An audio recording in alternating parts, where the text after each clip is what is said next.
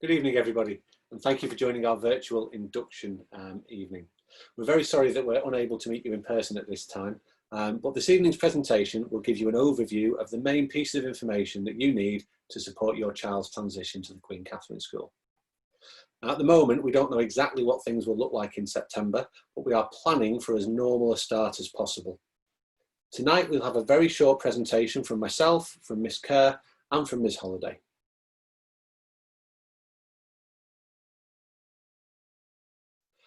We are in a more challenging context, but the basic principles for supporting your child still apply as normal. We will keep you fully informed about our plans for September throughout the summer so that you can have discussions with your child at home and make sure that you're comfortable and understand what's going to be going on. We are appreciative that some of you will have had very different lockdown experiences from others. You may have been affected directly by COVID-19, been ill, or even suffered a bereavement.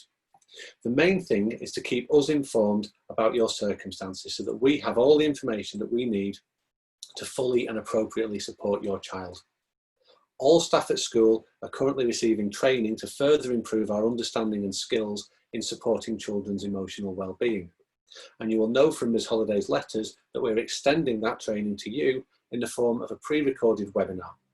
You will be sent the link and further details in Ms. Holliday's next communication.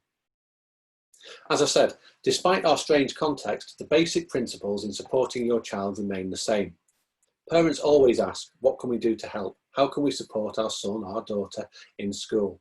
And the answer is simple, work with us. Promote the value of education as a means of transforming lives. Education unlocks doors throughout life, and we want to give our children the keys to those doors. Promote good attendance. A day missed is very difficult to catch up. Take an interest in their day, look at their books, check their online homework planner, talk to them about what they've done in lessons at break times, who they've spoken to, what their day's been like. Help them to become more independent, to organise themselves and to take responsibility for themselves as they mature into young adults. Support and respect our rules and make sure that your child does too. We have over 1,000 teenagers in school, all with different rules and expectations at home. We have to have one consistent set of expectations here in school. And I've said it before, but it does bear repeating. We're all here for the same reason, to support our children to get the very best education possible. And in order to do that, we need to work together as a team. Student, school, parents, all working together to give them the best possible education. All of our rules and our expectations are based around these values. If you haven't already, then please take a moment to look at them in your parent handbook. They apply to every member of the school community, and there is nothing on there that we wouldn't want for our children. These values are what we use for our lessons, for our assemblies, in our interactions with each other, and in how we conduct ourselves. They are what we want to develop in every member of our school community. I'll pass you over now to Ms. Holliday. Hello everyone. There are lots of people involved in transition at Queen Catherine School. You'll see some of the main ones on the screen. So obviously you've just met Mr. Hayes, our head teacher. He's a teaching head and he will teach your child in September, once a fortnight for accelerated reader. Miss Kerr is our permanent head of Year 7, and that means that she knows exactly what Year 7s need throughout at different stages throughout their first year at secondary school. And Miss Kerr will introduce herself in a moment. My role as leader of transition gives me the opportunity to view all of the different systems and structures in place for both pastoral and academic transition. Also on the screen is our SENCO, Mrs. Wade. She will have been in contact with some of you already. If your child has special educational needs, Miss Wade works really closely with the SENCOs at primary school, and she looks after our student support here at school. Now, there are 4 people on your screen. There are other people involved in transition as well. If your child has a medical need, you will be contacted by Mrs. Atkinson in the next couple of weeks to just make sure that we have everything in place to support your child's well-being. The pictures of the people on the screen don't represent all of us at Queen Catherine. Every single member of staff, support staff or teaching staff is here to support transition. We love it in September when the Year 7s join us. And moreover, our student body love to help Year 7s. So everyone is here to support transition. I just want to take a moment to talk about behaviour and standards. I'm always really impressed when I go out to visit primary schools. Young people's manners are exceptional, they're confident, they're friendly, they welcome me into their environment, and that's exactly what we want at our school as well. We have high expectations for all of our students and we're immensely proud of them. The most important thing for children is to be a good person. We want our children to be kind, we want them to be resilient, and we want them to be confident in their own way.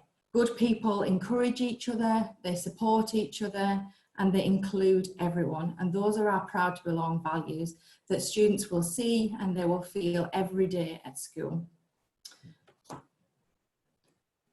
I'm just going to take another couple of minutes to talk about academic and pastoral transition.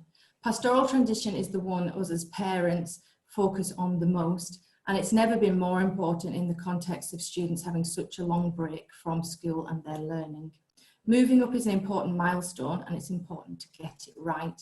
We all want our children to be happy, and that's what we respect and understand at school as well. A child can't learn if they're worried about other things. We've already got a lot of information from primary schools about your child's likes and dislikes, what they are interested in academically, or what clubs they might want to become involved in.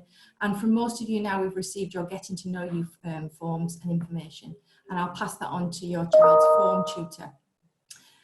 This year, we know that the status quo and things that students have taken for granted have been shaken. And so we're putting a much bigger emphasis on pastoral support, not just for year 7s, but for all of our students.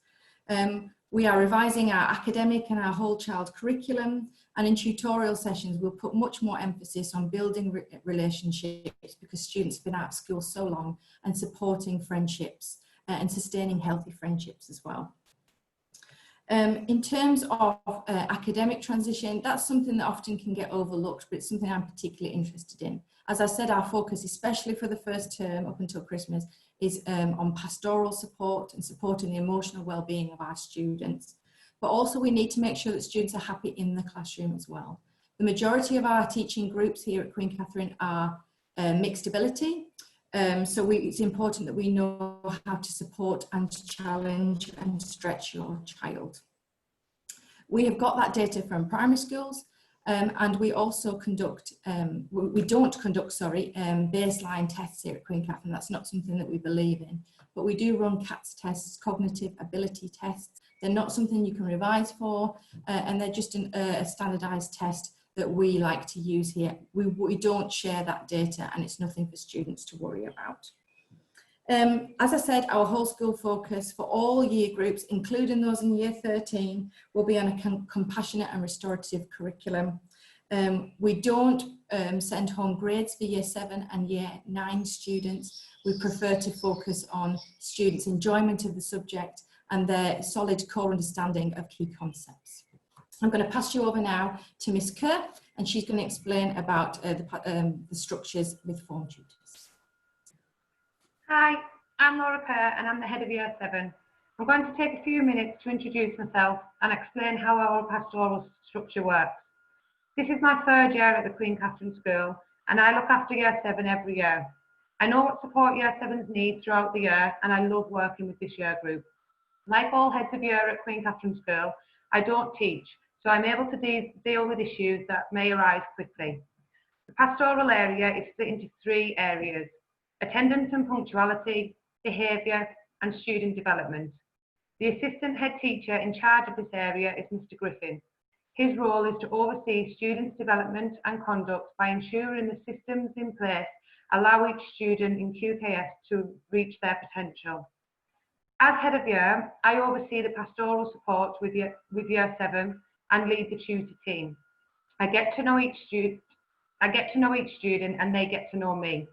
My office is in lower school, so I'm available to students throughout the day. The year group focuses on ensuring that attendance, punctuality and conduct is of the highest standard. This leaves the key person, the form tutor. Your child's form tutor will be with them for 5 years. They meet them when they are in year 6, and then in 5 years' time, they'll be sitting with them at the year 11 prom. The form tutor is the most important person for your child and the first port of call for any concerns. If your concern is classroom-based, like homework, contact their teacher directly. Email is probably the best means of contact.